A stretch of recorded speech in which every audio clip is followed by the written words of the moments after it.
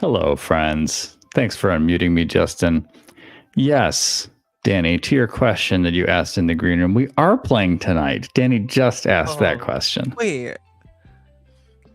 Oh, okay. So we're live. I thought we were doing like out, having a good time. Yeah, I thought this was our twice a month just group hangout. That would be really cool. Just some low pressure time, drink of choice. I wish we had that now. I know. I mean, it's not a bad idea, everybody. Well, I think that this would be a perfect time as we're winding up towards the last 5 episodes, starting with tonight of this amazing show. I think it'd be a great time to let you know that we've just had the best idea ever about what to do regarding Patreon goals. Don't tell Justin this. Justin will be very mad if we promise anything on air that Justin hasn't talked through with us. So just keep this from him. But heavily leaning towards a new offering. And I think it would be a what if series where we just redo Relics of the New Republic with 4 to 5 Jing Mins. I think we can discuss Danny kissing Danny's mic for an hour. I thought that's the offer you were talking about. That's another thing that we talked about. I was like, wait, Steve, is that? We did also just discuss that, and that would also be of interest to, I'm sure, some of our listeners and patrons. It's a special tier. Special tier. It's like, I'm very, very, very happy to be here tier. Special access to Danny. ASMR. Well, I think I signed up for. I don't know either, but I think that leads into a fun but uncomfortable probably question. What is something weird that you have done in your life that was recorded? Recorded in any form. I think I have an answer, which isn't too uncomfortable. So, okay. Me and my family, so like me and all my sisters and my parents, we'd go to visit my cousins in Colorado once a year pretty regularly. We've stopped like doing it as regularly. Like I haven't been to Colorado in like 5 or 6 years, I think, maybe more than that. That's a good idea to only infrequently go to Colorado. Yeah. But I don't know if it was even popular at the time, but we wanted to do this thing called like the chocolate milk challenge, where you could chug a gallon of chocolate milk the fastest. Now, and obviously it just turned really bad, like it did not end well, and there were several pictures and videos taken. And, that that must be the grossest tape to ever exist. No. How much time have you spent on the internet? Well, unfortunately, a lot.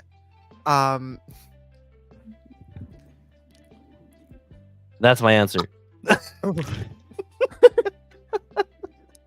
Your answer is most acceptable, Danny. Okay, good. I'm glad. Yeah, it's also safe for work. So, thank you. Yeah, yeah. You immediately said that, and I was like, no, can't, no. Yeah, Steve, you're already ruling out my top 10 weird videos. No, literally. And we'll talk about that in the after show. But like, oh no. I don't know. I am a streamer and a content creator outside of Dustfire. So there's a lot of weird stuff that exists of me and about me on the internet. I think the one that I'm probably the most known for is when I tried to convince my ex-girlfriend to get a job by creating hypnosis spirals on her computer. And then they went viral because they resembled a certain kind of not safe for work hypnosis. And then that community got mad at me for quote unquote appropriating their culture. So then I had to issue a public apology that went even more viral than the original video. And then my comment section was an absolute dumpster fire for about 6 days. But don't worry, guys. Didn't make a cent off any of those videos, and that's what matters. Oh, wow. That was you just took us for a wonderful ride. Yeah. There's so many I parts to it. I could keep going for like an hour. Like I have an entire PowerPoint about it because people were so confused about it. But I was like, oh, the Hypno Saga's still going. And they were like, what are you talking about? So I have a PowerPoint prepped for when people ask about it that I can take you through the steps. So is this what you were referring to on that? Like, I follow Will on TikTok, and I don't always understand everything Will was referring to, but you had a lot of videos where you were still addressing the sissy hypno community. Yes, And I was like, Will, either I'm just under a rock or it's okay that I didn't know what the sissy hypno community was. You know, I didn't realize they were such a tight-knit community until they were all in my comment section together. Let me know that pink spirals were their thing exclusively. And I was like, oh, this is really great to know. Yeah. Way to mobilize the sissy hypno community. I'm sure they've never felt such a strength of cause and action. It's great to give straight men things to do. You know what I mean? They have so little to do in the world. We do. On behalf of straight men. I approve this message. Oh, it's excellent. Yeah, anything come to mind for you, Nikki? Not really, because outside of this podcast and like voice acting stuff, I don't really record myself that often. Okay. So, I will say, like, there was one time we had like a family reunion for my family. It was at my place when I used to live on a horse ranch, and all weekend my sister and I got videos so that we could make music videos for the family. Oh, that's so sweet. So that's more of a cute thing than an embarrassing one. That is nice. Yeah. So I have old camcorder footage of me in college. And believe it or not, this is like, even though smartphones were a thing during my undergrad, they really kicked into gear. I know it's crazy to think about this, but they really started kicking into gear. Like, it wasn't like my freshman year, everyone had a smartphone. There were still laggards, and like, you weren't crazy if you didn't have a smartphone, if you were a freshman in college in 2010 to 2011. Like, they became ubiquitous like maybe a year later, and then you were getting weird. You were really weird, you know. And then finally I caved. I was probably one of the last ones, like my junior year. But also smartphones didn't have the best video capabilities at the time.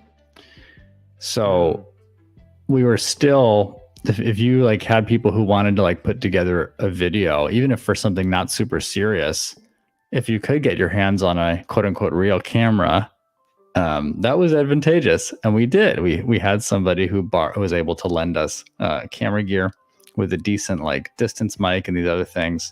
We're like, oh, perfect. We had to make this like video. It was very corny. And the topic, I don't know if Justin remembers this. I had to make a video with two friends, one even whiter than me and one black. And we had to make a video on the topic of racism through a skit. Oh, no. And it could not have been more cliche, and it reflected very much like a 2011 Christian higher ed, extremely gentle, probably not substantive at all approach. But I think was more typical of that era. There were so many ways that could go, and I'm still scared. Yeah, and I'm uncomfortable because I'm not even totally sure how the video, like what all is in it. Like, I need to go find this thing. But I do know that as we set things up, our friend Tim Morellick is there, and he stages in his skit an argument with our friend Steve Cartwright about music. Yeah, we play right into the stereotype because Tim Morellick is like a death metal head, and he's like, they're trying to figure out like roommate disputes or whatever, and they're both playing their music, and Cartwright has to play like loud Lecrae music because that was like the only sanctioned rap. Oh my God, probably Lecrae. for the broader public, Christian rapper. And it shows them, I think, if I remember correctly, coming to a point where they can accept each other's music and try to dance to metal. So anyway, I'm sure that would be mortifying to the extent that I am on screen or heard. So we have blackmail material somewhere. Oh, yeah. If you'd want to send me the video if you ever found it, I wouldn't be opposed. I think my body temperature just increased twofold. So now that things are heating up, let's jump into our delightful story. You'll notice that we are sadly Gusless tonight. We will have Gus return ASAP. But at the mercy of the forces, we are. And so I will probably just not put the camera on a mook, and we will all live in suspense trying to figure out what is going on with the mook's mission this week. And we'll get some resolution next week. My friends, last time on Relics of the New Republic, Lynn Encloth made quick work of her mission. Incredible. Thank you. Great use of drugs. Would approve. And Lynn Encloth. It's okay to use drugs if the cause is just. I mean, listen, let's be real here. Lynn was a DARE graduate, right? So as long as she wasn't the one doing the drugs, it's fine. It's okay to use drugs if you're using them on your parents. It's okay to make your parents do drugs. It's okay to make your parents do drugs. Yes. The DARE graduate comment makes it even more profound that you were willing to do drugs in the underground tunnel to step in the way and be like, I'll take them instead. It's like, oh, she's a DARE graduate. She can't do that. Have on a t-shirt. Which reminds me of my brother wearing his DARE shirt proudly while doing certain things. I have one too. And I bring it out every third Friday. That is so calendared. That is amazing. So we have to figure out what to do with Lynn tonight, because Lynn's just done so well, just ahead of the curve on her mission. So that'll be fun. And then Min and Fumi are very much stepping into the heat of their mission. Mm-hmm. So I think let's open with them, progress a little bit, and then we'll find out what's going on with Lynn. Min and Fumi, you are with Shadowpaw, which refers to both the cat spirit, Paw, and Shadowpaw, or Shadow, whichever you prefer. You've just scoped out Tenzin's office. Tenzin is asleep at his desk, one story up. You have to get into the building to get to what your intelligence says is a latch door that will have access to the underground vault, which contains Aang's staff, among other relics. What do you do? Yeah, so I remember last week, Jingmin, I had regrouped with the rest of them, with Shadowpaw and Fumi and Cho, and I told them like what I saw, basically, right? Yes. Yeah. I said, yeah. So.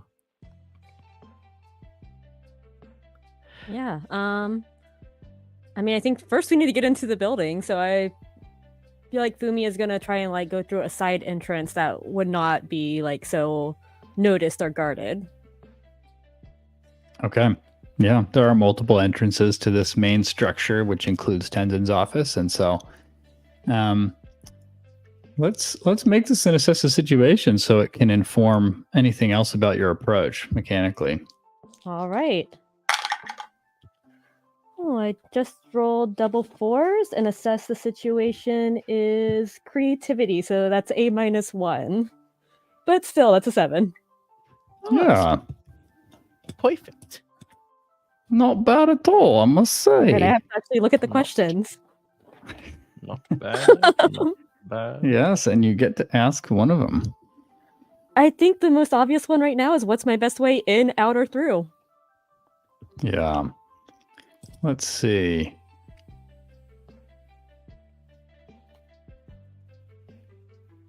I believe we described last time that Air Temple Island doesn't feel the same. It was unusually quiet compared to what you remember. Folks who would normally be out were not out. You did see an increase in Red Lotus sentries. So that is true of this building especially. There are clusters of them sort of rotating, walking, pacing the perimeter of parts of the building. But there is one section of the building that seems just a little less staffed than the rest. And that entrance has 2 Red Lotus sentries who are in conversation. Whereas other doors would have 3 within relatively close proximity of each other, slightly higher risk.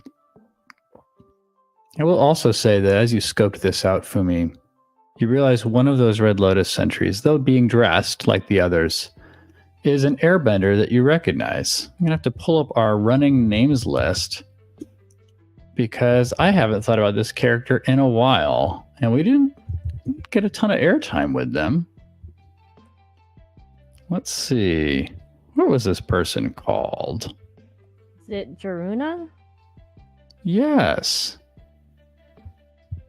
Jaruna from episode 8, a healer. Right. And I sure hope I remember this correctly because I think that if Jaruna speaks, Jaruna had a British accent. So let's hope for that. I don't remember, so your guess is as good as mine. Awesome. So yeah, you recognize Jaruna, a healer who has been devoted to the island for some time. Not an airbender themselves, I believe. I think they were a waterbending healer. So a healer in the sort of typical sense. What is the approach? Okay, I think this is going to be the best way in, but we just need to get them out of the way. Maybe we can make a distraction. I'm gonna be able to handle that. And she starts knocking an arrow and pulling her bow back aimed at her. Oh, I was just gonna shoot her in the Shoot feet. them! Oh, okay, I wasn't gonna kill anyone. Yeah, but Jaruna's a healer here. She helps us out so much. You can't hurt her. Okay. You said you might have an idea? Yeah, we could create a distraction, give them something to investigate. Okay. I can shoot like a wild animal or something so they hear it scream and go to investigate No, that. not a wild animal. Okay. We just need something else that makes a lot of noise. You don't happen to have any, like, firecracker arrows, do you?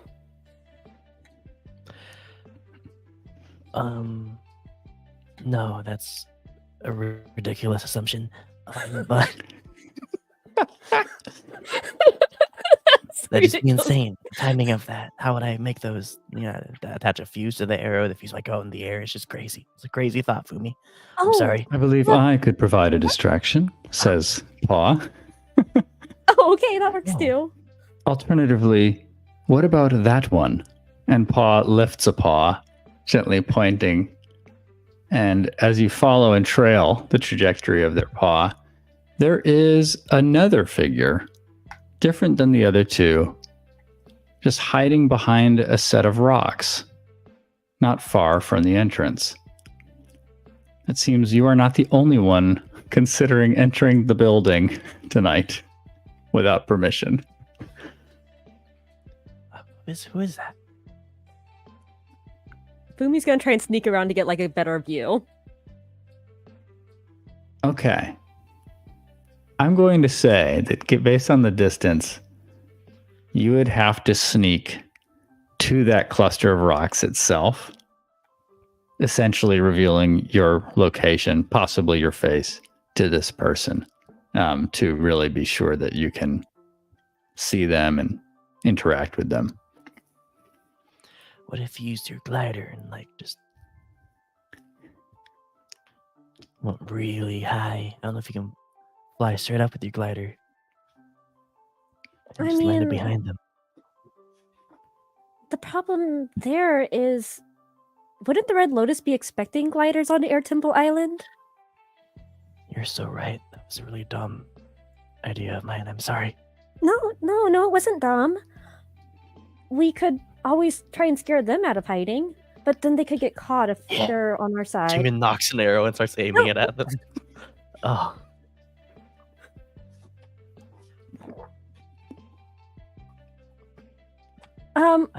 I could just hit near her so she looks at us and we can just tell her to come here. Yeah, that works. Maybe the ground near her. All right. Jingmin's it's just itching to shoot an arrow at something. I was going to say, you're showing more restraint. This is the like truly growing up Jingmin that we're seeing. She'll still ask as many times as she wants what she can shoot, but she's holding herself back more from actually just doing it. Even the fact that she's like asking, you know. Yeah, it's Jingmin, good where do you character aim development. this arrow? I will aim the arrow uncomfortably close to the person, but like hit the ground near them. Okay. Rely on your skills and training, Jingmin. It's not hard All right. for you, I'm sure. Wow. That's how the arrows sound. I was going to say, wait, I feel like I clearly arrows- did an arrow the arrows- thing. The arrows sound like ow. That's true. All right. Jinkies can confirm. Mm-hmm. Oh gosh. Not the best. There is a 1 on one of my dice. Okay. But with my focus, that brings it to a 7. Whew. All right. Nice. Well, you do it, Jingmin. It is imperfect. Let's see. What consequences? It's so funny because once you release an arrow, it's not like you can easily redirect it. So here's what I'm going to Without help suggest. anyway. That's true. That's true. But mechanically, I have to like force Mechanically, Jingmin to yeah. mark the fatigue to do the thing or not, you know, to resist a consequence. It's I exhausting like to punch fail. the arrow midair. Yeah. So, Jingmin, perhaps it's your excitement, your nerves, perhaps it's the stakes of the situation. You realize that your arrow is actually on a trajectory to hit this person. You can mark a fatigue to fire a second arrow at your first arrow. And I can do that because I'm a prodigy. Oh my I god. thought it was prodigiously appropriate, yeah. Or you can accept the consequence and let the arrow hit this person. You know, a couple episodes ago, I would have just said Jingmin accepts those consequences, you know? She wanted to hit this person in the first place.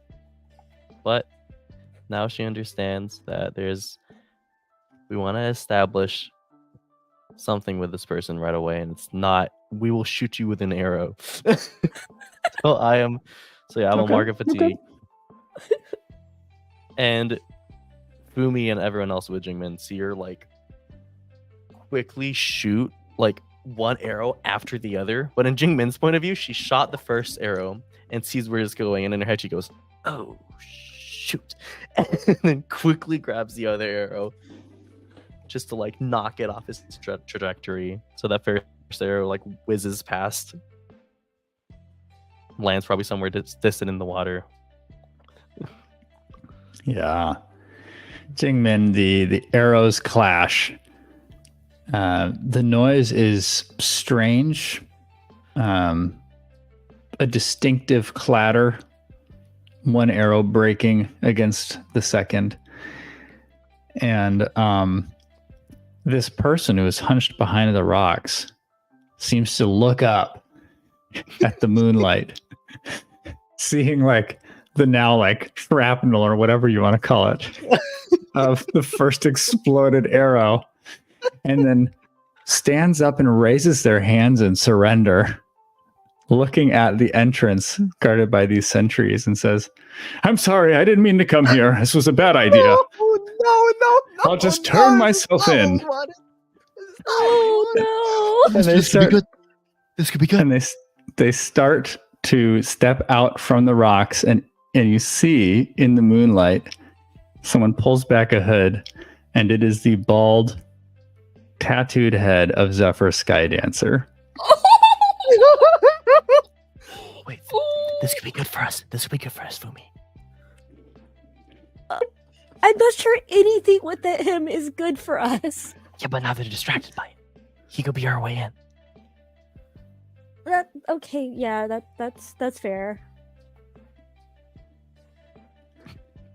What do you do? The sentries do begin to walk out towards Zephyr Skydancer, and Jaruna cocks their head. How strange. You have a window of opportunity, a bit of wiggle room here to get to that entrance. Yeah, because it's less guarded now, right? Yeah.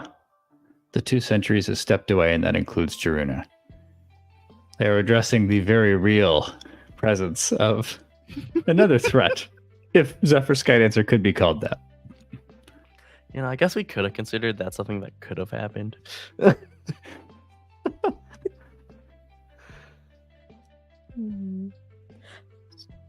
As Fumi rushes towards the entrance, but as she gets there to the entrance, she has an idea. She takes out that book of Zephyr Skydancers that she has, rips out some of the pages, and just airbends those over to Jaruna and the other guard to distract them even more. Fascinating. Okay, so I'm hearing there's more distraction involved. Yes. She's giving Tell Zephyr me more, yeah. she's giving Zephyr another chance to run away, since he is not mind controlled. Okay. Oh, it's fascinating. Using his own Zephyr's weapons. own- Yeah. A bunch of It's like a Zephyr bomb. Yeah. Zephyr bomb. Book bomb. And if they look at the pages, they won't think it's us. Yeah. Because it's That related is funny. to Zephyr. So this is designed to allow Zephyr a window of escape if he sort of has second thoughts and wants Yeah. to take it. Okay. I am between push your luck and rely on your skills and training. What do you think? I feel like it's relying more on skills just because it's only pages of a book. Yeah, that's helpful. So the mechanics of what you have to do isn't too hard. It's to me, I'm just thinking about the nature. Like, what's the likelihood that Zephyr will interpret this correctly? Like, oh, my opportunity. Well, let us see. Rely on your All skills right. and training, Nikki.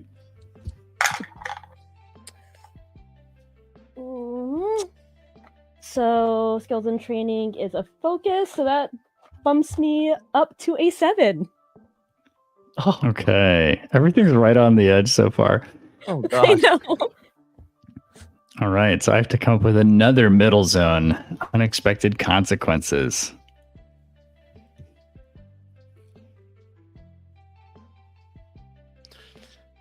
Ay. I know. Table, any ideas? I know. I could have just left him there, but I was like, eh. Your heart is so good. Well, I feel like the obvious one is she gets attention off of Zephyr, but then unintentionally draws the attention back towards where she is. Mm-hmm. Maybe Thank you like for a that, book, because maybe with like the actual book itself hitting one of their heads or something.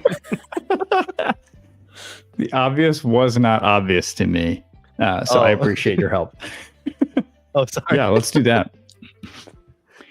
So Fumi, you realize that as you send this blast of pages, that the book went with it. And I'm so sorry. I feel like this is my doing. Hey, it's okay. You're not responsible for the things you say. Yes.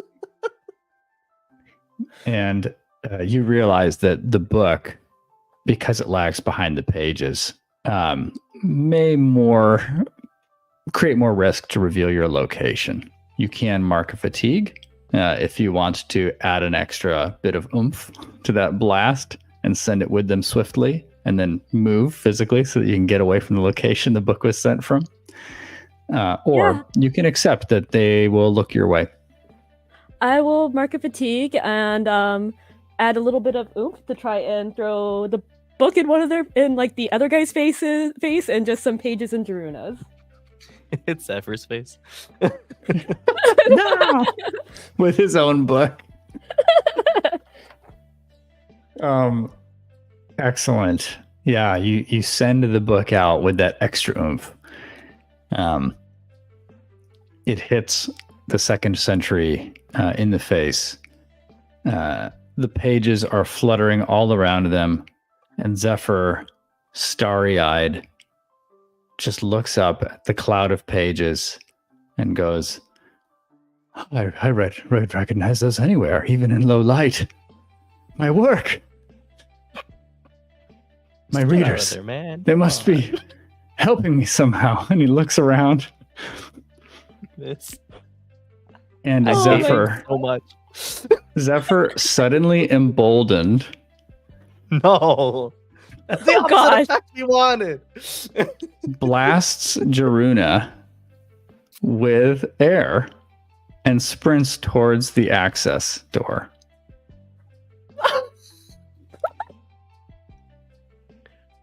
You succeeded in some respect, my friend. Okay. Let's cut to our beloved Will Jenkins as Lynn and Cloth. Oh, I'm so See scared. how they're doing. Oh, I'm so scared too. What's going to happen? Let's play to find out. Okay. Lynn, you succeeded in drugging and persuading, therefore, your parents to pack up the circus ASAP. As you return, heading back towards the base of the librarian's operations, you're taking the discrete routes you've been told very in no uncertain terms that you need to lay low.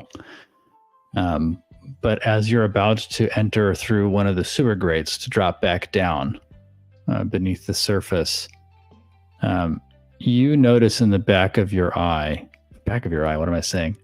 But over your shoulder, you notice over your shoulder that there are at least 2 Red Lotus agents following you.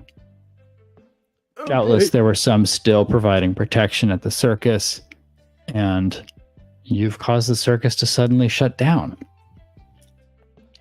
So you may be more and more a person of interest. So Well, that what do you do, if anything particular?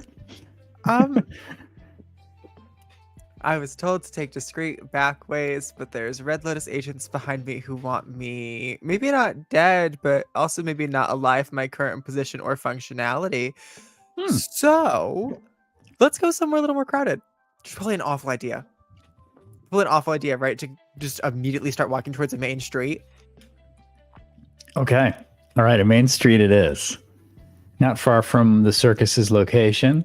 A bunch of people, upset that the circus is suddenly closed, are pouring out into the streets. You see the commotion. You take this window. of opportunity. Mm-hmm. You're pressing into the crowds towards one of the main streets. You hear around you, people are could not be more peeved, and they have no alternative plans, Jinkies. We've ruined at least 4 nights. Yeah.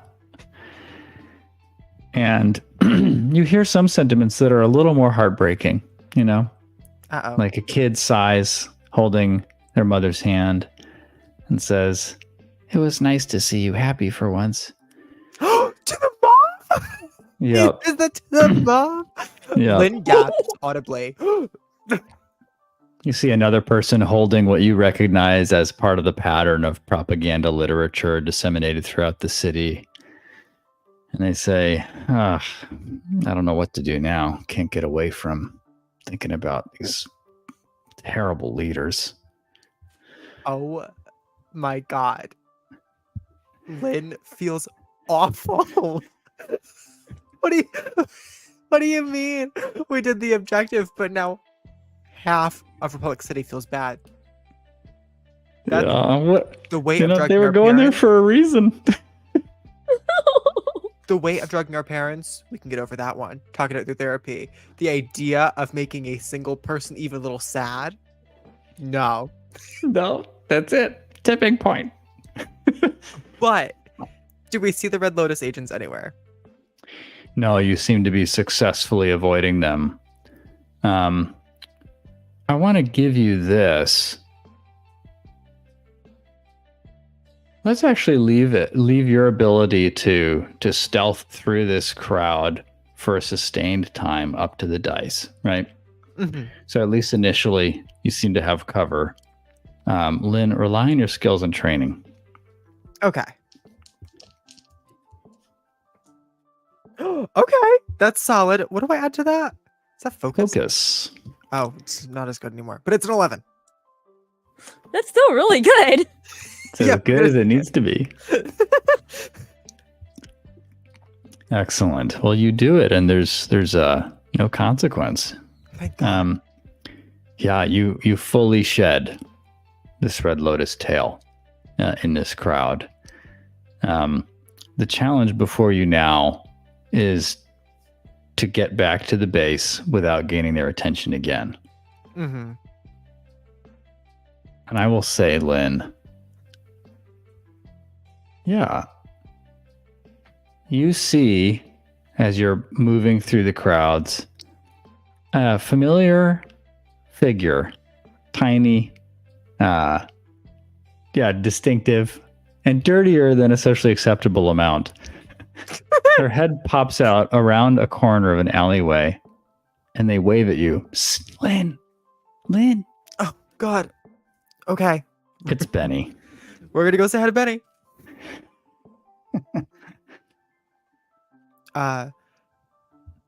Benny, are you okay? Yeah. I just want to make sure you were okay. Oh, yeah, did you hear something? Well, I saw that the circus closed. And I know that's not it. it's your parents, and I've heard that people are looking for you. So I thought maybe you'd need help hiding. People are looking for me? Yeah.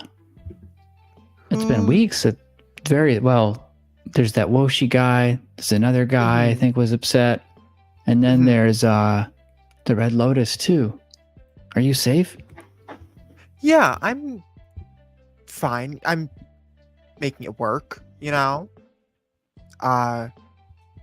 You good? You're kind of inserting yourself into some big stuff right now. He looks askance. What a word. Can we get a definition for our mildly illiterate people in the chat and me? Yeah, here, let's get the dictionary. With an attitude or look of suspicion or disapproval. I'm going to say suspicion, not disapproval. And you notice in his hand is more Red Lotus propaganda literature. The child is literate and he's reading the wrong books. This is like when your baby cousin gets his hands on an iPad and the first video he watches is Andrew Tate. Oh Oh, no! oh, that hits so hard. Oh. Yeah. Excellent point. Benny looks at you and says, "Well, yeah, I think I'm okay. I'm trying to sort out everything that's happening, and I feel a little more confused about whose side to be on." You know, let's walk and talk and go somewhere. Okay? Okay. Yeah, that'd be great. Oh, I know a good way to help you lay low. Okay. And he starts heading further into that alley away from the main road. It is quiet. There are a few things here and there that one might be able to hide behind, trash bins, things like that. And there's a system of alleys that it connects to. Okay. Yeah, we'll follow Benny with a little suspicion because he's holding onto that propaganda poster. So sewers or rooftops? Let's go. Neither's a good option, but let's do sewers. Okay, I'm used to that.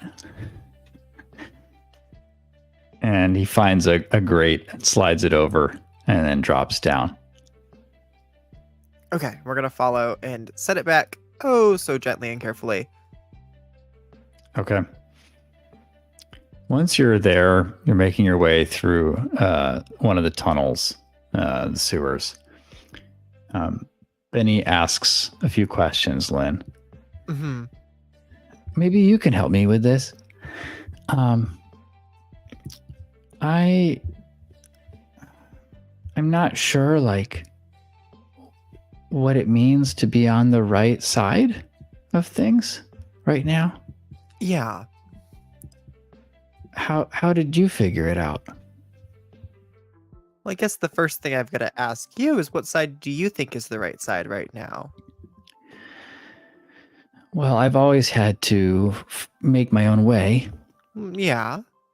and it's I don't much like the city or the people who run it. Uh-huh. And the Red Lotus is going to change all of that. Oh. And they say that, and he holds up the literature towards you and pauses and turns for a moment. And he looks a little bit doe-eyed, you know, he excited, just hands you one of the pieces of literature and says, like, they say that there's going to be no class and no rich or poor, and that everyone will be taken care of. So I thought that'd be a good thing. Can you describe like the general layout of the sewers? Is it like we're not like trudging through like human feces, right? Is it like a little spot we can like sit for a second without? Oh yeah, sure. Yeah, you're not just like slogging it through a pipe. You know, it's like picture like a pipe-shaped larger area with water that runs through the bottom middle, but walkable platforms that are level on either side of that. That's what I thought. So, I was just making sure that like your vision of it wasn't something very different. Yeah. So you guys are basically swimming in poop. Yeah.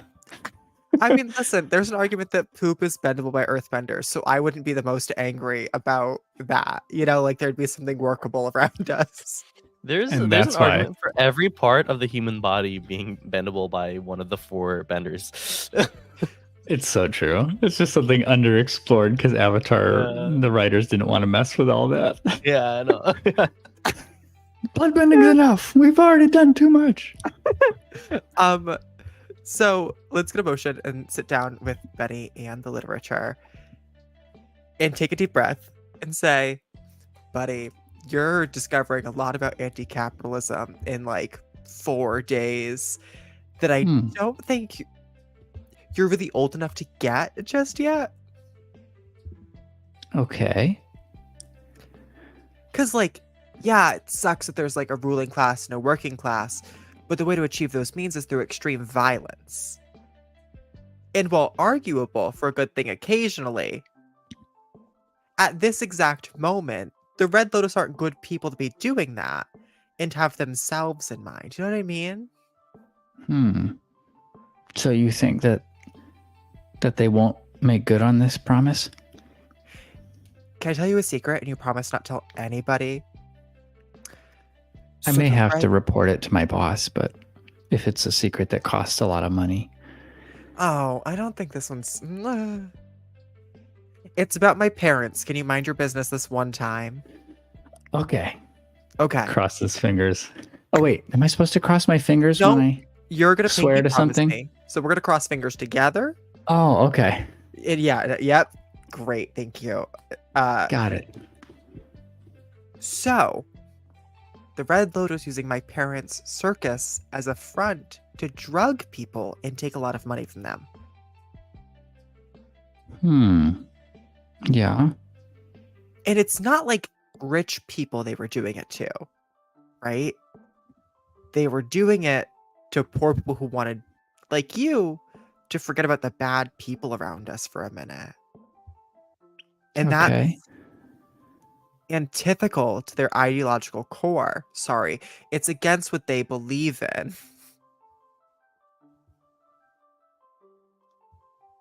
Right? They weren't Okay. stealing money from the rich to make the poor rich. They were stealing money from the poor to make my parents rich. And the worst part is that I wasn't even getting rich. It was just my parents. That is the worst part. Yeah. I think there's a plead here. Okay. Let me get out all my things. And we Harmony. haven't pled in a while. Ugh. Harmony, your favorite. So when you plead with an NPC who Harmony, Lynn?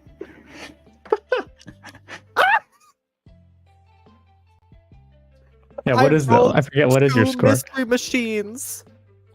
That's 2 1s. You have Scooby-Doo dice? I have Scooby-Doo dice. I love that. Oh, When you plead with an NPC who cares what you think for help, support, or action, roll with Harmony. And so I want to clarify here that the reason I went for plead rather than guide and comfort is that I sense that you're trying to persuade, and not in an intimidating way, Benny to actually abandon notions of supporting the Red Lotus. mm-hmm. So I considered that a type of action that you'd be Mhm. requesting. You got snake eyes or mystery machines. Yep. Okay.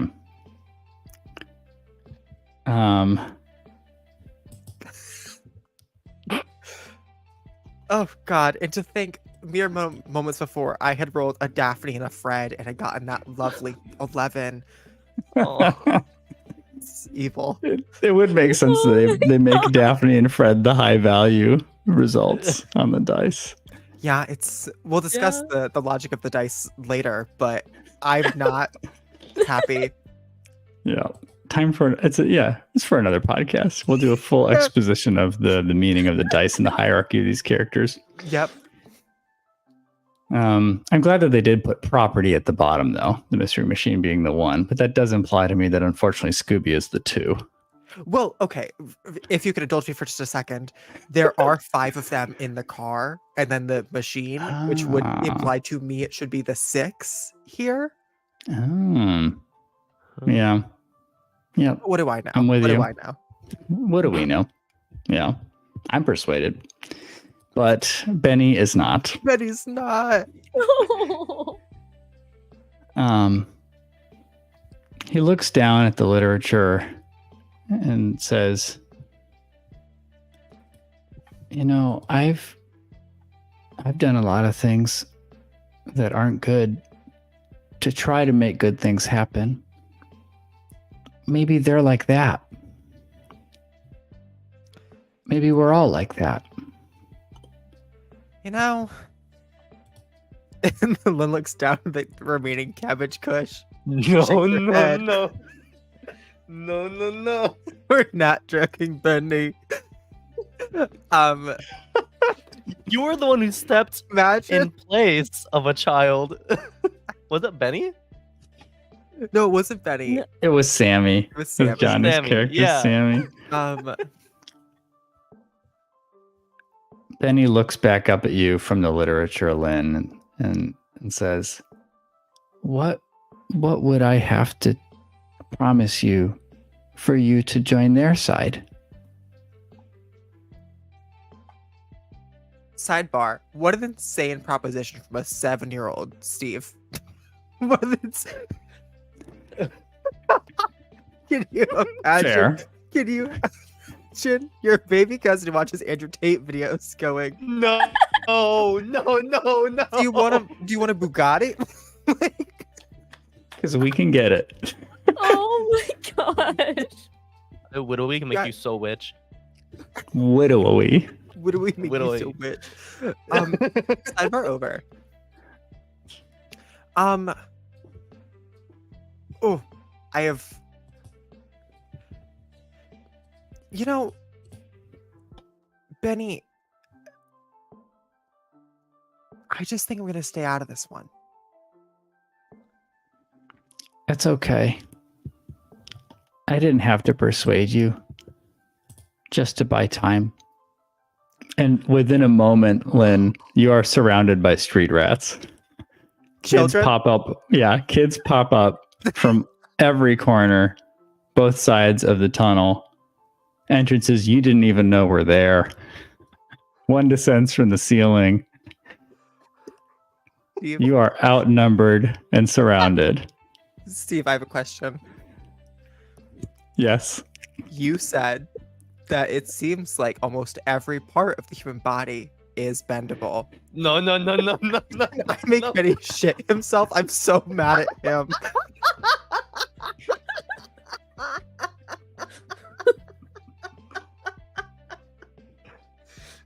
We will cut.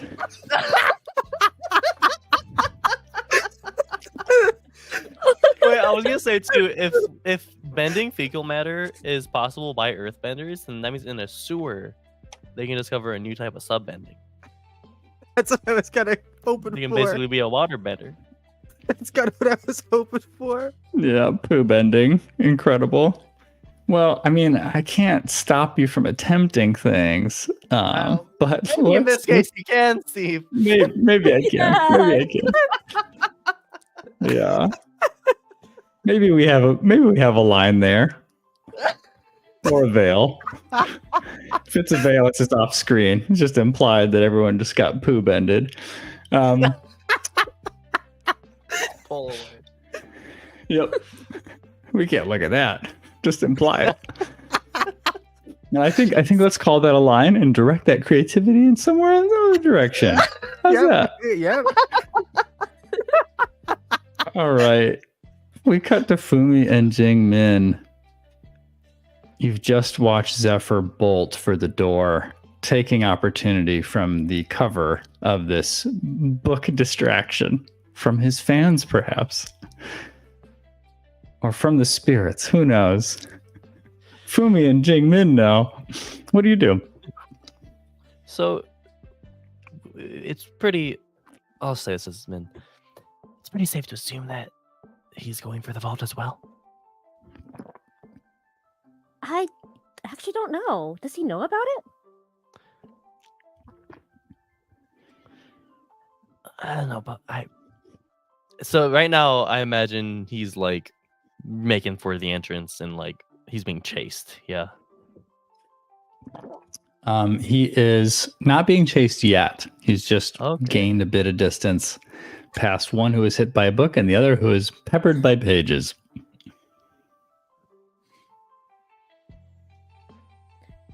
Either Well, yeah. So Jingmin will suggest like waiting for them to chase him, and just following after, Ah. Okay. like tail the chase. You know. Yeah, so like we hide on the side while they all run past us. Yeah. I think it's fun. I didn't expect it. Yeah, I don't see any reason why there's a role here. You're just waiting for what I've set up to unfold. You watch Zephyr bolt towards this door, now unattended. And the other two collect themselves and then scramble behind him. And you can follow them into the building. I mean, maybe let's just say let them that do everything for us. Thanks, Zephyr. You just had to inspire him, just a little push in the right direction with his own book. Yep. They immediately, like, Zephyr just picks a direction once he gets inside, like takes a left down the hallway, and starts running towards the staircase. Could lead to Tenzin's office. Certainly does lead to the floor that it's on. Do you continue to follow the group, or do you do something else? I think follow. Yeah, I think so. Unless there's some like lesser known, faster way to the office, I think. But even then, I feel like that's the safest way to go. Yeah. Go where the people already are and just tail them? Exactly. Mm-hmm. They're going to figure it out We for can be us. even more sure that there won't be anyone chasing us. Okay, yeah.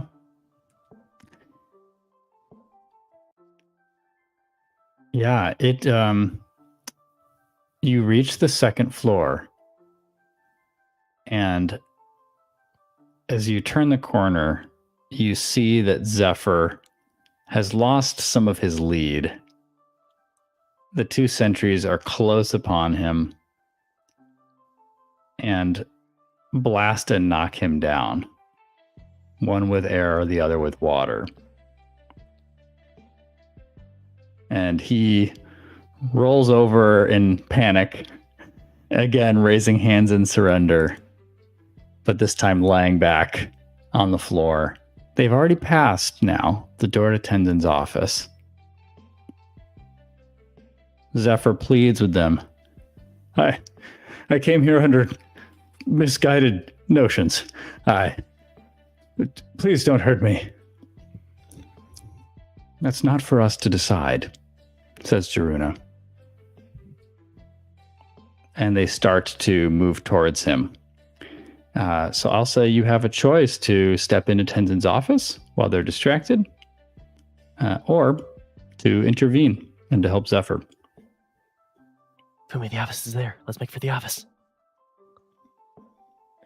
Tenzin's still in there. Yeah, but he's sleeping. Hopefully still sleeping.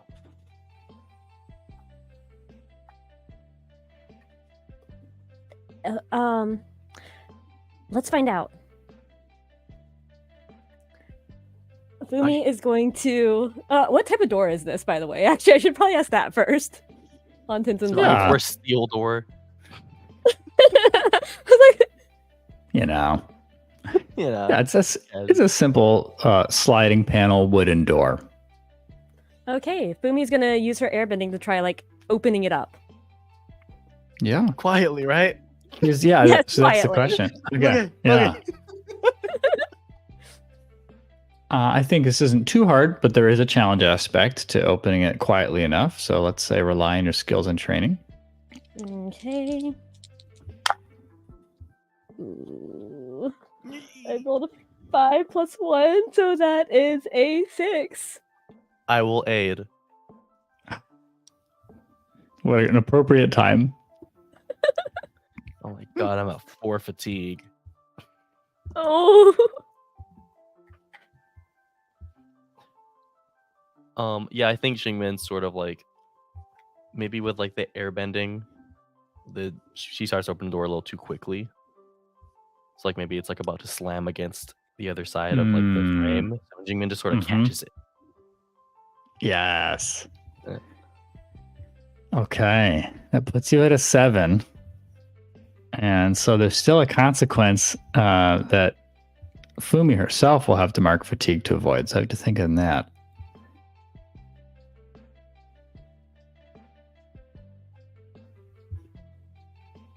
I don't think it will be about Tenzin in this case. Fumi, you see Xingmin step in to cover the slight overcommitment that you made with that airbending push. And you realize that this slight commotion has started to turn Jaruna's head. They were facing away from you at Zephyr. You surmise that if you push, you can quickly pull Jingmin and Shadowpaw into this room before you are seen by them. Or you can let the chips fall where they may. Oh, that's actually kind of tough. I hate all this fatigue that we're. I know. I know. You're racking It's fatigue. I'm nervous for you. We're not even in the vault yet. I know. That's why I'm like, oh boy.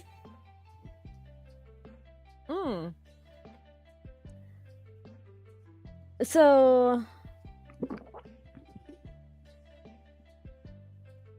I think, oh gosh. Because if we get into a fight with Druna and Yeah, the other right. like guard, right then there's outside a chance Tenzin. Tenzin will wake up too. Yeah. Yeah, so I think I will mark that fatigue. I don't Okay. want to, but Excellent. Good. oh my gosh. No. Oh, this is not going great. We'll be fine. We will we'll be find out what happens after this ad break. fine. That's so mean.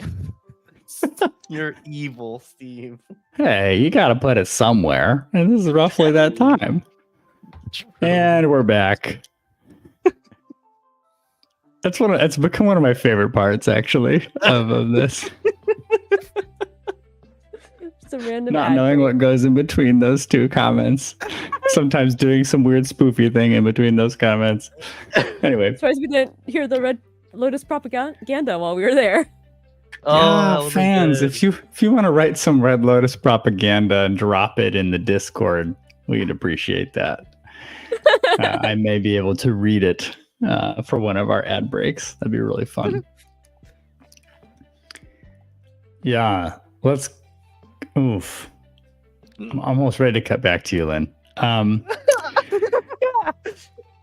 Min and Fumi, you and Shadowpaw make it into this office, stepping out of the hallway and close the door behind you quickly enough to muffle what remains of the commotion sounds of Zephyr Skydancer, yielding to what is probably going to be at least imprisonment on the island in the cells that you are all too familiar with. You see before you a relatively stripped down, unadorned office, typical of Airbender philosophy, very minimal. And you see Tenzin, Fumi, a hero of sorts to you, head down on the desk, snoring. Papers littering the desk itself and a little bit of the floor. What do you do? Jingmin starts to knock one of her blunted arrows and goes, Min, Can make it quick. He'll just sleep for longer. we should. Can Fumi tell where the trapdoor is? Yeah, I'll say you're able to see the edge of it, the corner of the trapdoor, just beneath the chair that is beneath Tenzin. perfect. Oh, I'm so sorry, Tenzin, but that might be best.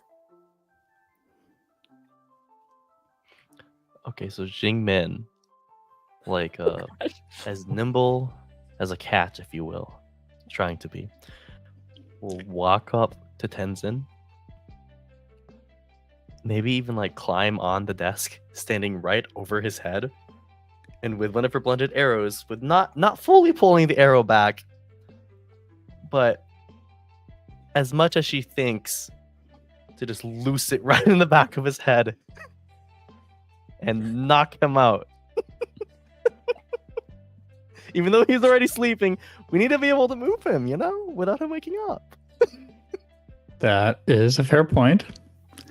I will say this is a push your luck, not because of the arrow, but because of the sneaking up to a straddle position on the desk above Tenzin.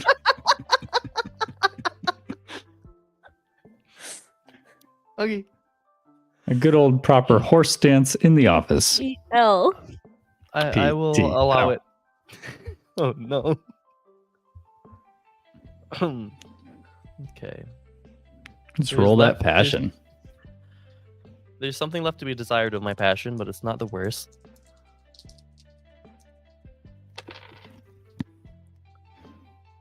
It's a 6 and a 3 on the die. For a 9, I have +1 passion. So that's a 10. Nice. We got a 10 plus. Wow. Well, what sucks is with PTL, there's always a consequence. So Yeah. Yeah, that's true. But also a lucky opportunity on this.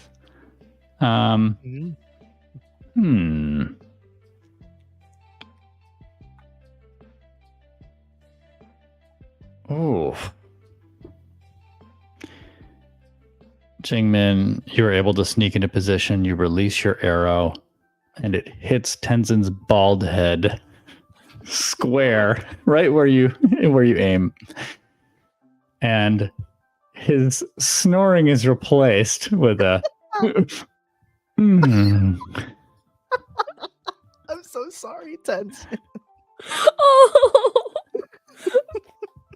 Fumi is just dying inside. Oh no.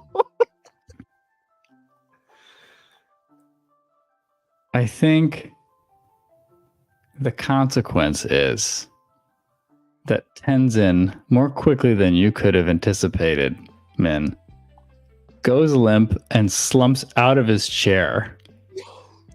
And it makes a decisive thud against the floor. Oh. You hear... Yes, Danny? No, never mind. Keep going. Sorry. I'm just getting excited. You hear the muffled sounds of Zephyr still pleading his case while he's being walked, footsteps down the hall, and they pass the door to this office right as Tenzin thuds against the ground. And you just hear a pause in one of the sets of footsteps. And you hear Jaruna say, you go ahead. I'll make sure Tenzin's all right. And he knocks on the door. We gotta get in there now. Yeah. Agreed, says Pa. All right. Yeah, Fumi like rolls the chair out of the way and like throws the thing open. I think this is a fun moment. I'm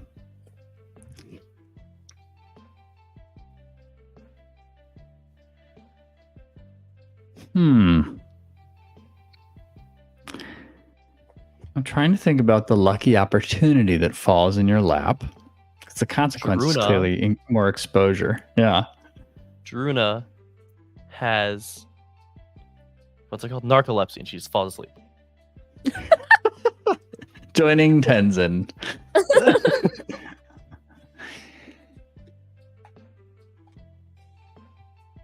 Oh.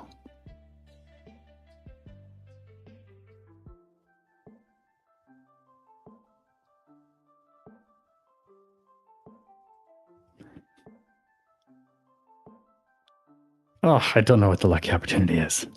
No. Come on, GM brain. There's a bag of money. As soon as Oh we my open the gosh. door. Huge bag of money. I feel like it either has to be like some sort of key to get in or something with Zephyr. Mm-hmm. That's kind of where my mind's going with that. Yeah. Oh, that's good because then that stacks the blessing and the curse together. Let's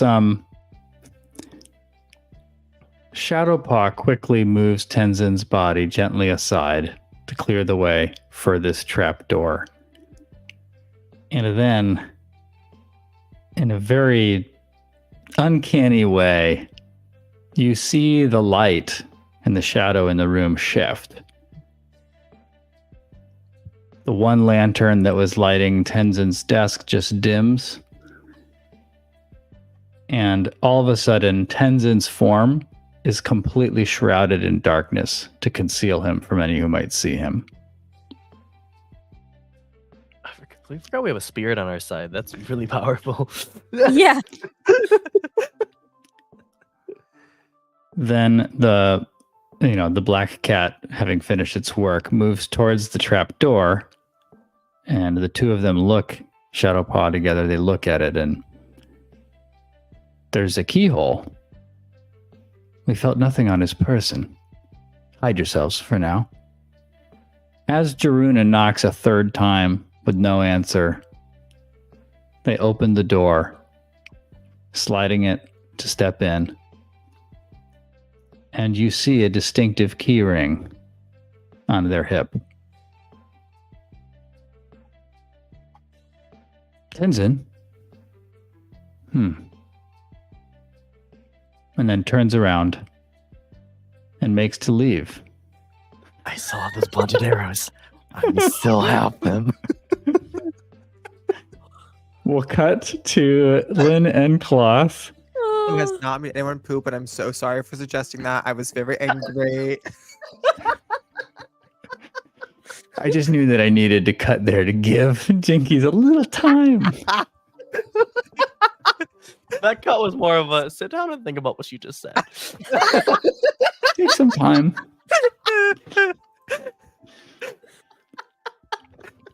Jinkies, what are we thinking? Well, I don't know. I can't hit kids, Steve. I can't hit kids. But can he push them in sewer water? That's still hitting. Okay. Oh yeah, I don't want to. Never mind. Because then what if they can't swim, Danny? What if the sewer rats can't swim? That's not your problem. It is if they die. Okay. You're going to have two spirits with you very shortly if I push them into the sewer water. Oh, the burden of a conscience. Oh, I know. Oh, God. Steve, how much cabbage kush do I have left? I mean, I'll say a small pouch. But you definitely think it would take a bit more than you have to drug all of them. I don't want to drug all the kids. It's so messed up. I don't even want to drug one of the kids. It's like the only tool I can even think of my disposal at this point. Because it's not like these underground pipes are anything but metal, right? They are not metal. Yeah, I mean, it's concrete. I can bend concrete! You can. Thank God! I was gonna say, I was like, I think you're surrounded by your element. I fully thought that they were like metal pipes because in my brain, that's what made sense to me. Good question then. Yeah, I'm glad we clarified. Are there any sewer, not great necessarily, but like manholes nearby? If I pop out to the street, I want to make sure I'm not going to collapse the building. You know what I mean? Yeah, we can say that one is near enough by. Okay. You'd have to. There are some kids between you and it, but yeah. So you only need to hit some kids. We're only gonna hit some kids, and that's better than hitting all the kids, and that's better than drugging even one kid. Okay. I promise this was recorded with no child abuse. Full theater of mind. Lynn's gonna scream. You guys are so annoying. What is wrong with you? And then basically open up a hole in the area next to a manhole above, and basically like pillar up and out, hopefully. Ah. Okay, so the hole that you're opening, Yeah. is above you, correct? Mm-hmm. And you're trying to just raise a pillar and essentially push yourself through that opening. Yeah. Okay, and you're just using the manhole as a reference point so that you're landing on a street and not like in Yeah, whatever. in like a home or in the foundation of a building or something. Yeah. Push your luck, Lynn. Okay, we're gonna push our luck. This is an incredible exit. DL. BDL. Okay. So I guess I'm. Oh, here it is. Oh, passion. Oh God. Wait, I have a move. Wait, I have a move for this. Oh yeah. Doobie-doobie-doop. Okay, it's called Going All In. The only ever time I've used it was episode 2, I think. Once per session, we decide to risk everything to overcome a difficult or dangerous opponent or challenge. Shift your balance toward risk and roll with risk. On a hit, choose 2, which we can go over those options if I hit. If I fail to overcome the opponent or challenge, I either mark a condition, or I lose my balance towards risk, no matter where it currently is. I love it. This definitely is overcoming a dangerous challenge. So I'm going to shift my balance towards... Wait, I was. Shift my balance towards risk. Yeah, what was your balance at before? It was at a -3 risk. Now it's at -2 risk. That's right. You've been extreme stability. Yep. So super fun. you can afford a little risk. Just a little. Yeah. Please, I need 2 friends. I need 2 friends, and you need to listen to me. Bring the Freds, universe. Bring the Freds. Okay, that's not bad. That's Okay. good. Yes. All in, that's a 7. Okay. I wish you got the 10 plus. 'Cause that's an incredible move. You would clear 2 conditions or all fatigue. That's really cool. Yeah, but oh god, the idea of messing this up. Yeah, way to upset the cabbage cart, Lynn. Thank you, So thank on a you. hit, you choose 2. Which ones would you like to choose? Dooba-dooba-dooba-dooba-dooba-dooba-dooba. I'm gonna take hold 1, spend your hold to take a 12 plus in any move in pursuit of your goal, which I guess in this case would be getting out. And then I'm gonna take ignore the next condition and fatigue you suffer this scene. Because I have a hunch that's gonna come up. Sounds very smart, very protective measure. Trying our best.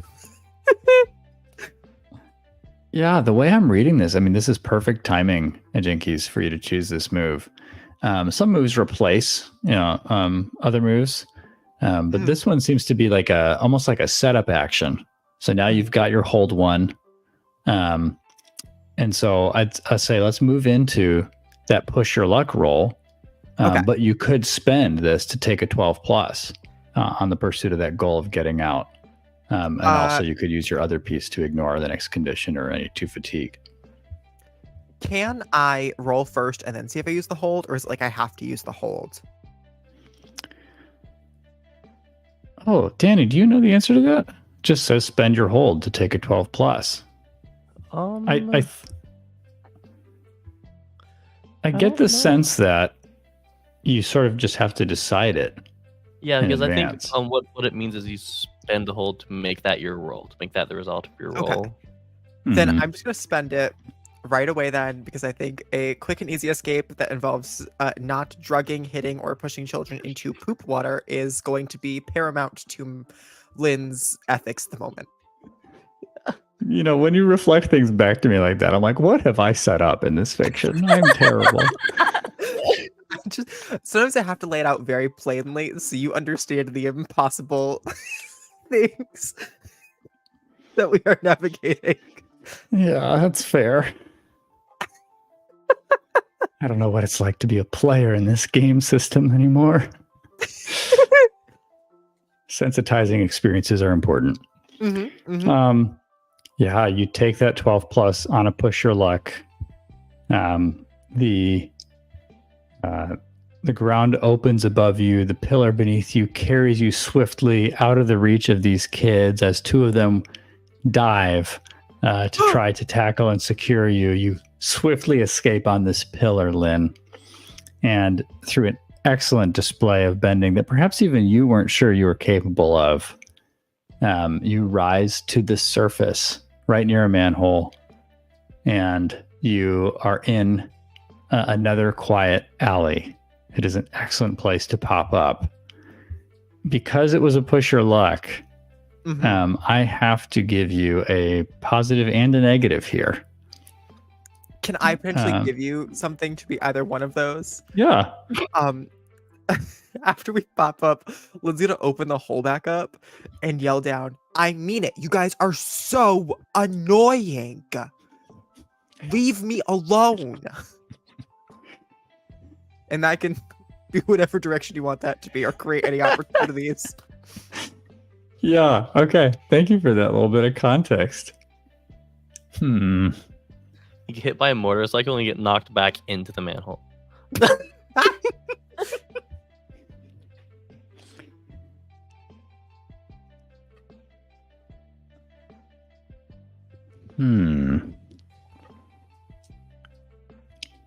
I think the cost here, and this may not feel like a huge cost to Lynn. I don't know. It's speculative. I think the cost here, Lynn, is that you realize this was a blur because you had to execute quickly. But you realized as you lifted yourself on that pillar and exited the sewer area that you caught a glimpse of a figure that was much taller than all the rest of them.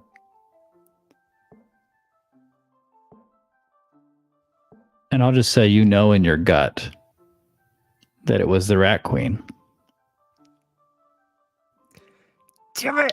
Whatever information might have been had through interacting with the Rat Queen, that opportunity has passed. Because you've now just escaped. Oh, damn it. Okay. The lucky opportunity.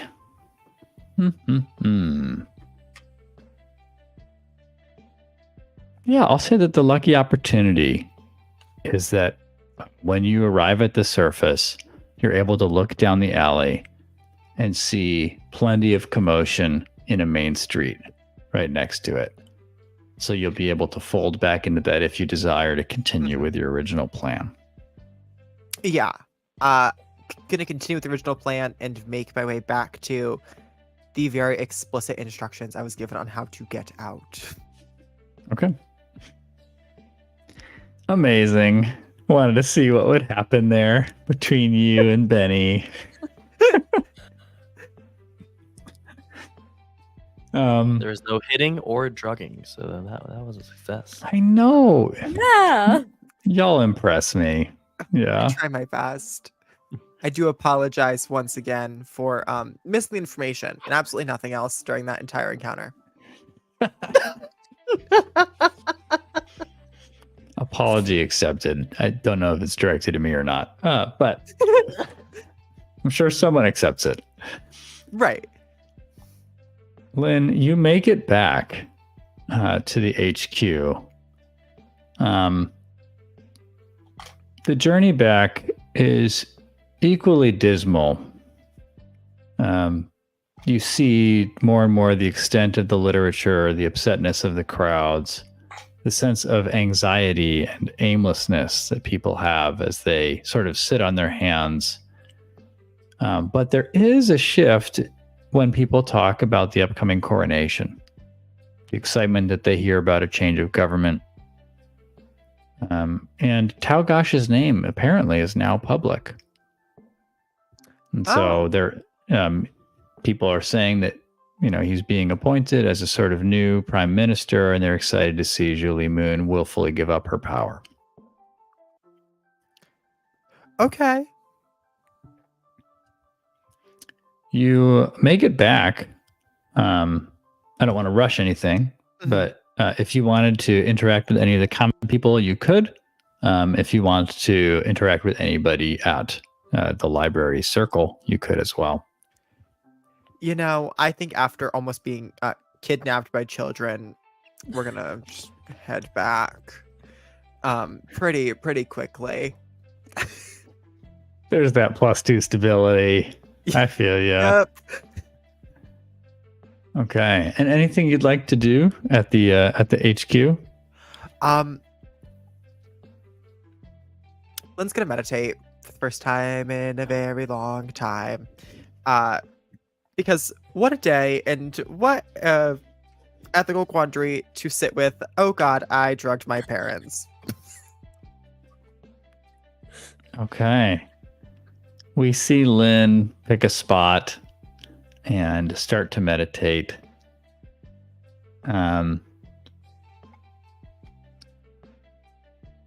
Lynn, after some time, you hear a voice and the sound of a wheelchair rolling up to you. Yeah, Danny's like, wait, did you hear a voice in the spirit realm? Voice in your head. Nope, just in the normal realm. May I join you? Sure. Very good. Happy to meditate, but if you'd also like to talk, I'm here. I think,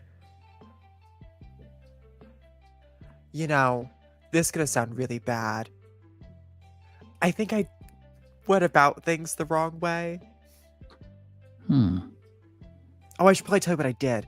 Unless you heard already, but it'd be weird if you heard about... Right. I used Cabbage Kush my parents and they're going. Nasty drug, that is. Yep. I find myself too fond of it. We're gonna have a great off-camera conversation about that. that is what Lynn says to the librarian. Interesting. This must be a new phrase for the youth. And I think that wasn't the good way of doing things or making things right. But it's how it happened. And now we're here. Mm-hmm.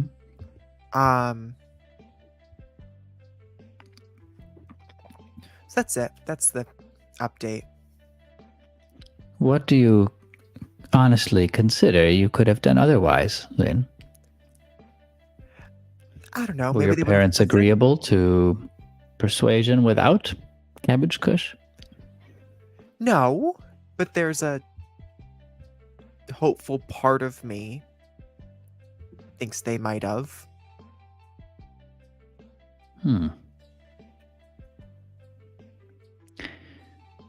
Lynn, we can always speculate what might have been, had we said just the right thing, asked just the right question. I do not want to discourage your hope. But what you did today was also hopeful. It took courage to try. And we can place hope in a future in which your parents see the error of their ways. Lynn just quietly nods. Gets very quiet. I'm going to say that this is an attempt to shift your balance. I'm going to say it's an attempt to shift you towards risk. Okay.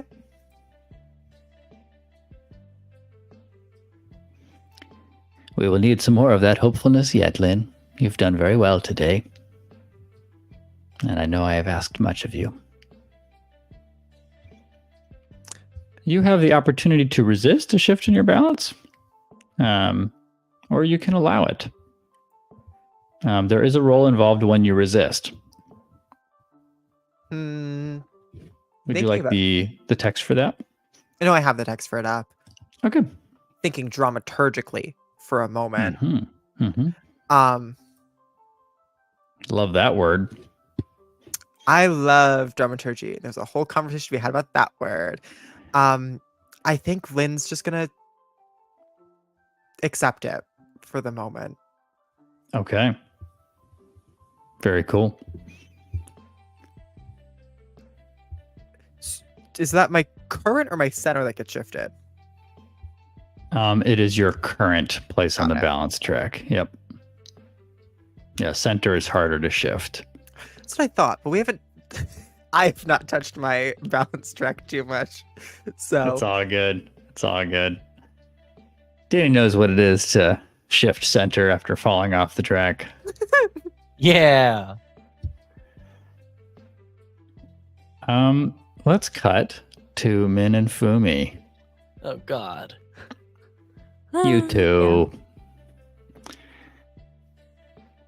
Well, you've got Jaruna in the room with keys on their side. Yeah. I'm kind of thinking Fumi's just going to use airbending to close the door on her so she stays inside with them. Okay. I guess I should have spelled out the darkness currently covers your position. So you were hidden when Jaruna Oh, stepped okay. in, which is why they're turning around to leave.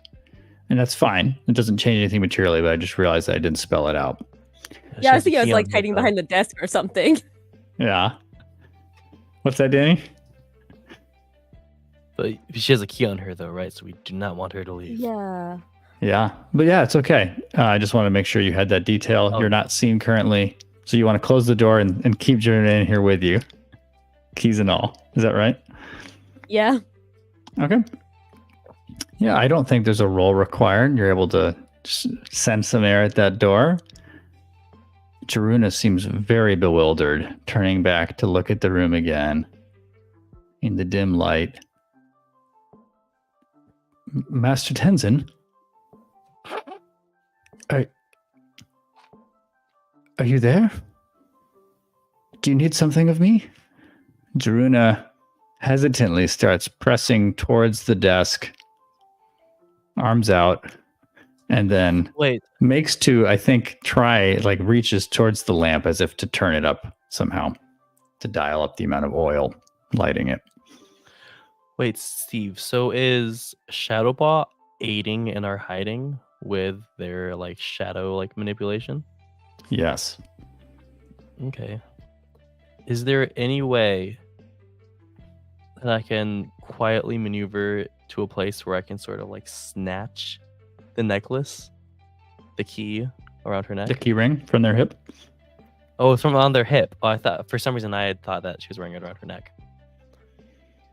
That's even better. Yeah. Yeah, the key ring from their Yeah. hip. Yeah, totally. It's a classic pickpocket. Yep. I think it's probably a rely on your skills and training. Yeah. Jingmin's a filthy little thief. She's done this before. All right. Rolling with focus. I realized that when I had scouted out this room and used my wait and listen move, I became prepared. Mhm. But I don't know if I still have that. If this would still like apply to that. You're still in a room relevant to the scoping.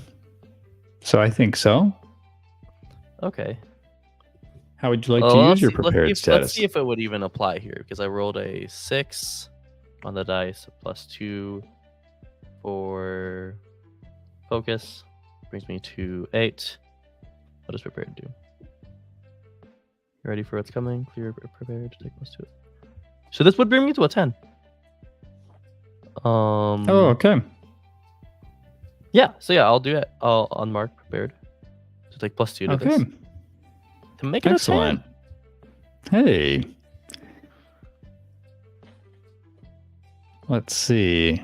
Now, are you sure? Because unless I'm missing something, the 10 plus on a rely. Oh, no. Yeah. Yep. Sorry. It like takes you out of that imperfect zone. Yep. Yeah. Yeah. Yeah. So you overcome this obstacle, as it were, with no consequence. Jingmin, you lift those keys from the hip without so much as a jingle. Jingle. Ah! Pun intended. Jaruna leans forward at the desk and tries to dial up the lamp, and it just doesn't get brighter. And they just start making their way around the room, fumbling in the dark. Master Tenzin, I'm confused. Seeing that Jingmin has the keys, Fumi is gonna now like use her airbending to open the door right back up.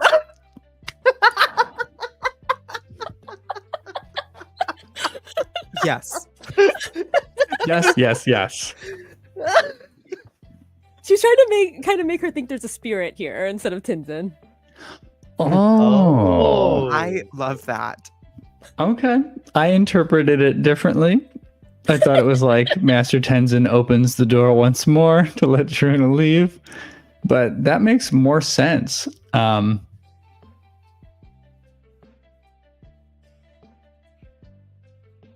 would love a touch more if you want to persuade Jaruna that this is a spirit. She had Fumi has the air like trickle by the lamp, so it gives it a nice little flicker, and Ooh. like also just shuffle Tenzin's papers out of the way before it goes to the door and just opens it up. Like creating like sort of an invisible path of some being. Yeah. Very cool. Yeah, I think I won't make you roll for it because you opened the door you close the door with these, you can open the door with these. You're just sending the air in this case. And the reason why it sounds any more complicated is because I asked it to. So you do this, Fumi, and Jaruna turns, looking at the path of the air towards the door. All right then. I'll be back later. I'll return to my post. And they head out. Well, that was fortunate, says Pa. All right, let's head down there now. Yes, let's, says Shadow.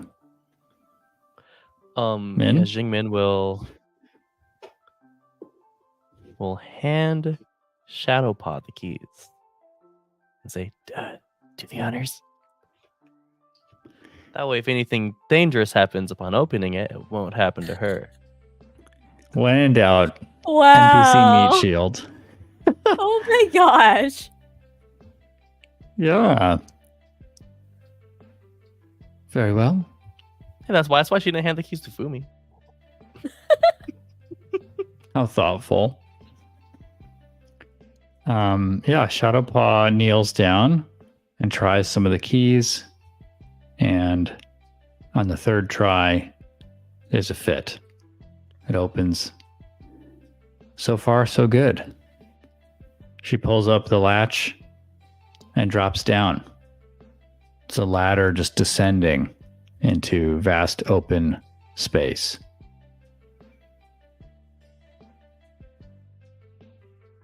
Yeah, Fumi I'll heads laugh. down. Is Cho not with Okay. us? For some reason, I had thought that Cho had been with us. I thought so too, but I could be wrong. I sure hope that I'm right about this, but I didn't remember Cho being here.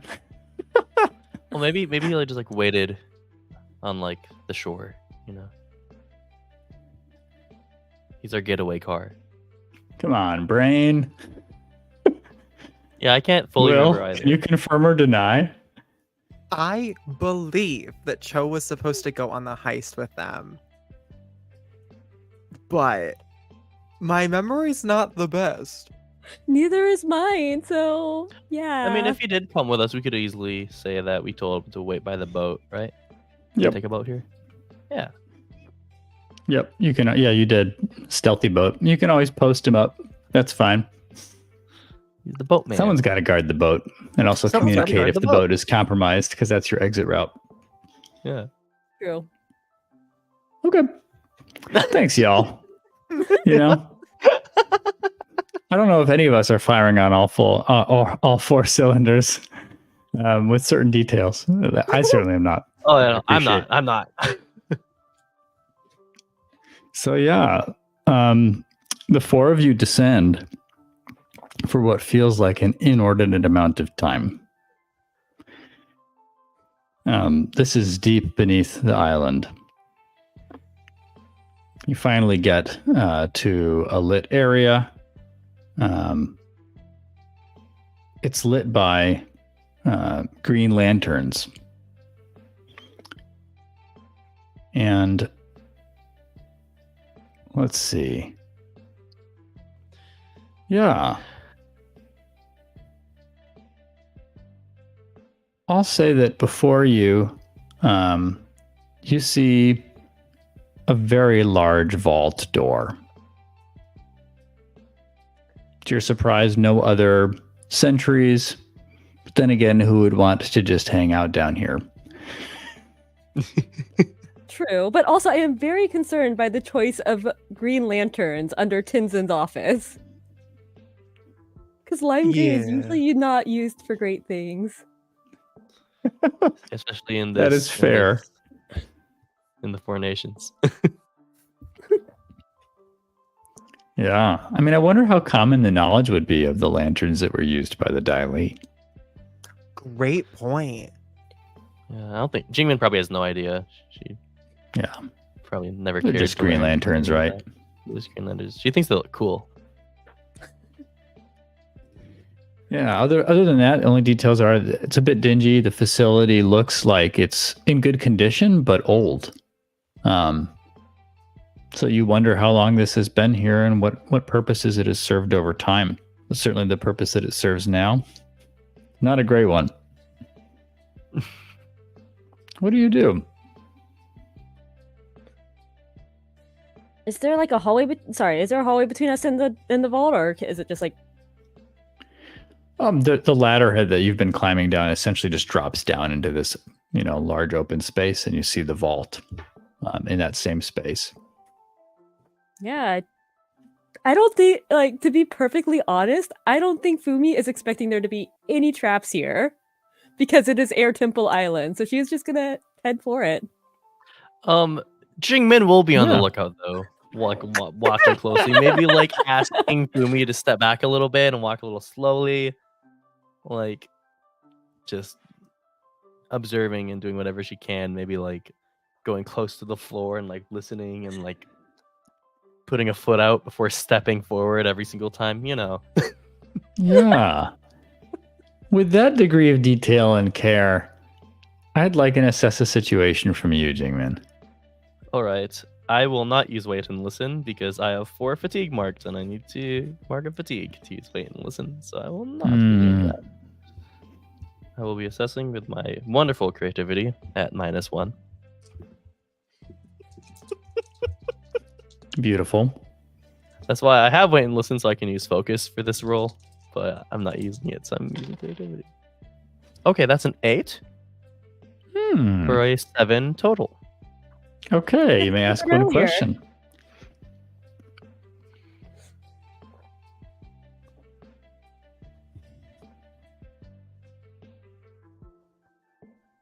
I think I'm going to ask, what should I be on the lookout for? Yeah.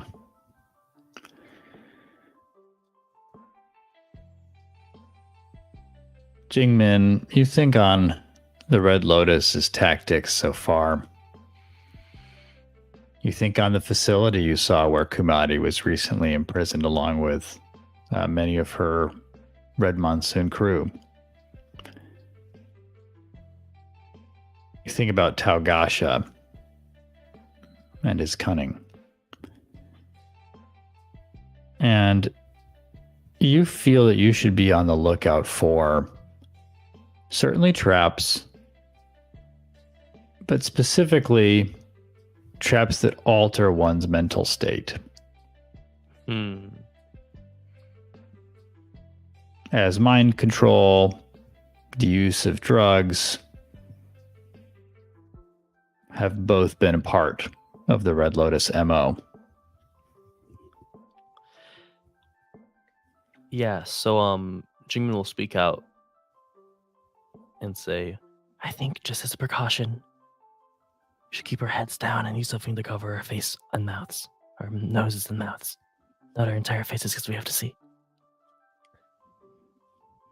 What if I just keep a constant, like, air funnel away from us? Oh. That'd be good too, because then it'd be harder to see through it. In case, something crazy happens or someone with like yellow eyes shows up. So what? You never know when something crazy might happen. Okay, that's all I'm saying. Oh, okay, I will take your word for I like it. your idea though. Let's do that. Yeah, Fumi just kind of like is constantly moving, just bending the air around them so it like pushes out past them and goes around behind them. Yeah. As you step forward, bending this air in a protective sphere, your concerns are confirmed. Oh no. Fumi, one of the tiles beneath your foot gives way just a little bit and clicks. And the room is suddenly pumped with gas. But because you are swirling this around you, as long as you can keep it going, you're keeping this mysterious gas at bay. Not because she doesn't trust Fumi, but just to take the extra precaution. Jingmin will still cover her nose and mouth. Fair. I mean, I will say that as this trap is triggered, an alarm also starts to blare. oh, Is it a sound center or? And you look, because now with a new red, not green, light, blaring on the side of the wall, it illuminates beneath it a tiny little panel, like a steel box that connects to it and seems to have a few controls on it. Do you continue towards the vault door? Do you move towards the panel or something else?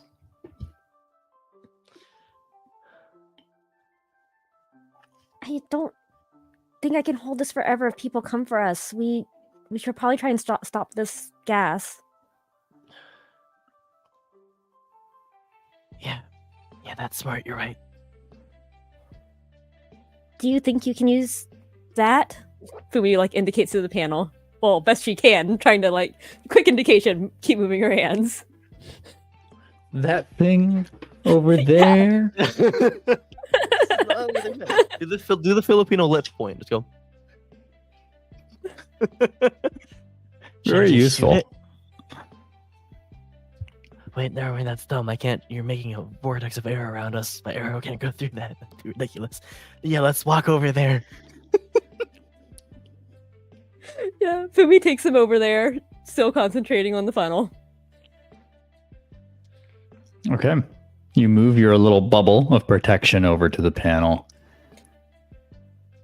Fumi is busy, much occupied with keeping you safe. Jingmin, what do you do with the panel? You see unlabeled controls.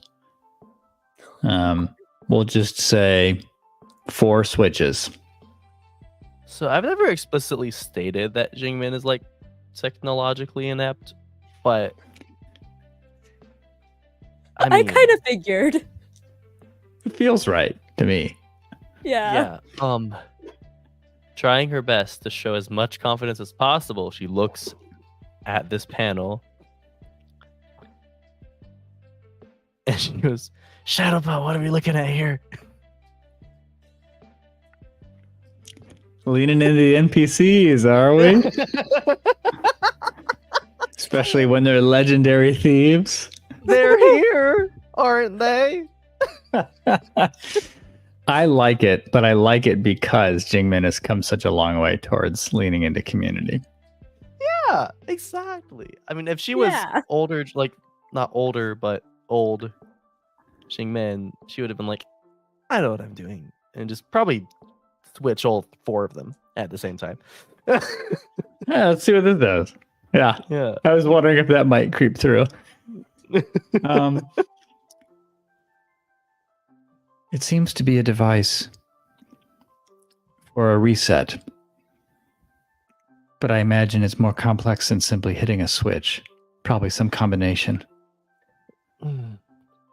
We'd be guessing. Oh, that's great. All right. I could So I try should to take it apart, but it would take some time, and we have an I don't think alarm we have blaring. time for that. So we're fine with me just guessing? I'm afraid What so. else could happen? All right. Jingmin will just go for the most random combination she can think of. Just start flipping switches. Okay. This is fun. This feels like where like a fortune die comes in or something, you know? Right? Yeah. Like I kind of want to roll on the wild magic table or some Oh equivalent. my god. We summon a Steve, 20th let's level just do pit it. fiend. What kooky things come of this action? Oh my god. It's really funny because like I'm making this up, so I just backed myself into a weird corner here. Oh. This is great. We have like 8 minutes left on the episode, and I'm like, what the heck happens? You set yourself up for this one. I did. I have to Yeah, create a random effect. Maybe it's just Yeah. a GM move. I know there's a list of GM moves in the core rulebook. I'll say to remove some of the randomness of this element.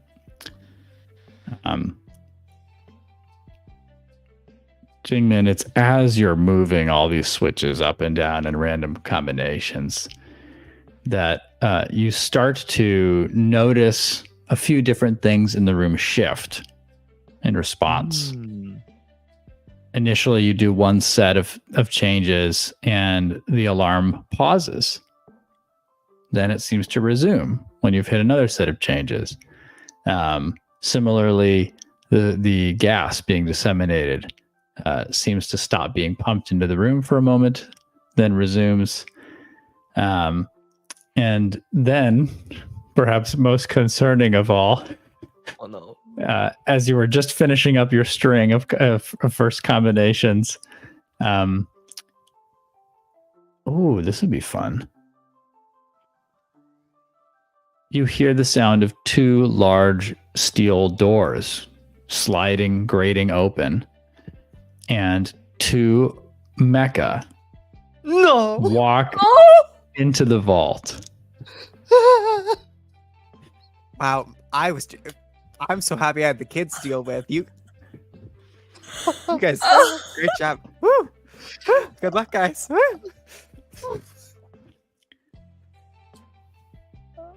Now, Jingmin, if you want to do your best to remember the combinations that you used and when they specifically triggered different events, that will be a separate roll. Otherwise, feel free to tell me what you want to do to deal with the continued alarm, gas, and mecha and vault. I think the most important thing is turning the gas off, so that Fumi can stop doing the ball of air. Mm-hmm. So Jingmin will say, "I think I can turn the gas off." Shadowpaw, is there any way you can hide us from the mecha while I do this? It shouldn't be too long. All right. I can. Okay. All right.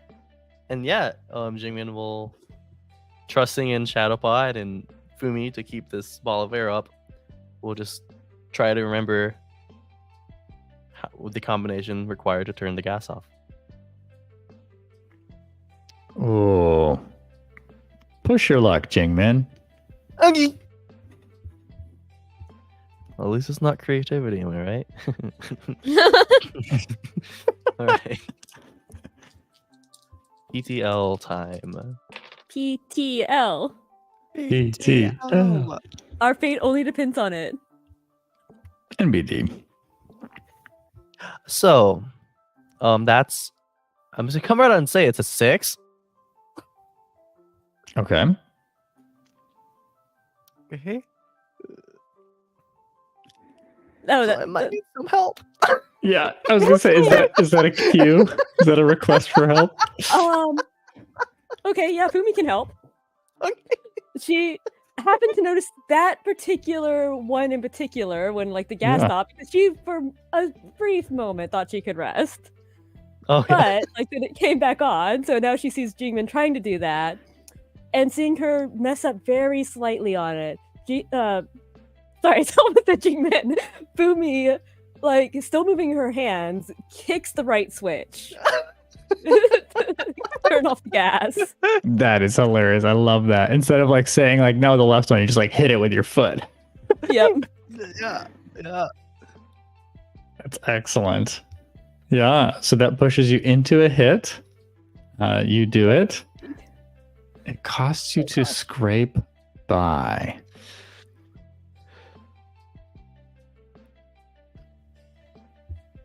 2 more are gonna Huh. come out. I feel like we already are screaming about the mecha and the alarms. Here's what I think. First, the win, right? You finish this combination. Jingmin, as you're about to like press the wrong switch, a foot just injects itself, inserts itself between your hand and the board, the panel. And Fumi hits the last switch confidently. The gas starts to fade. Oh, thank you. You hear the hissing stop in the room. And what remains of the gas floats a little bit upwards into the remaining space of this cavernous chamber. The cost, you see, is that Shadowpaw has been trying to manipulate the light. But the light of these green lanterns seems difficult to work with. Mm. You are not fully concealed, says Paw. Prepare to fight. And the mecha, which previously were less able to see you through a combination of gas and manipulated shadow, turn. You can see in them, you've seen different mecha before. It's more of a common occurrence at this point in Republic City, though not super common. But these are not manned by humans. They are automatons. Oh. Fun. I And feel they less lurch bad about towards pummeling you. them with arrows. Yes. Oh, feel free. We haven't dealt with any of the ethical questions around robot personality yet. That's probably in the next iteration of Avatar. So they lurch forward as we cut. Yeah. Any reactions or thoughts on tonight's episode? Jesus Christ. Yeah. Oh my god. Okay, first of all, not only did Lynn have to drug her parents, which is traumatizing in and of itself, but Right. then a group of children attempted to kidnap her in a sewer. And like, listen, Yeah. right? We shouldn't trust a 7-year-old to guide us to the sewers, right? My bad. But like, yes, and you know, like, Yes, and well, y'all, this is always super fun. Hopefully, we'll have Gus next week. We'll be able to follow up on another very important mission. Fans, help me figure out what to do with Lynn while these others have apparently much longer mission episodes. I thought the missions might be of equal length. I don't know, but they weren't. So feel free to let us know. What's that? I just keep doing side quests. Yeah. I'll get some XP over here, I guess. Right. So what will be interesting to you? Let us know in Discord. If you haven't yet, please support us on Patreon.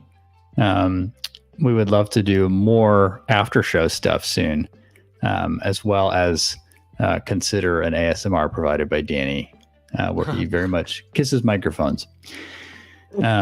Whatever would be of interest to our fans, we'd love to hear. Other than that, we'll see you next week. Bye. Bye-bye. Bye. I'm not kissing the microphones. Very well. I accept your boundary. And those who are still with us on Twitch, do we have a raid set up? Do we know? Yep. All right, let's get ready to raid. Copy that lovely Yeah. script. Let's go say hi to somebody. Kisses. Say hi.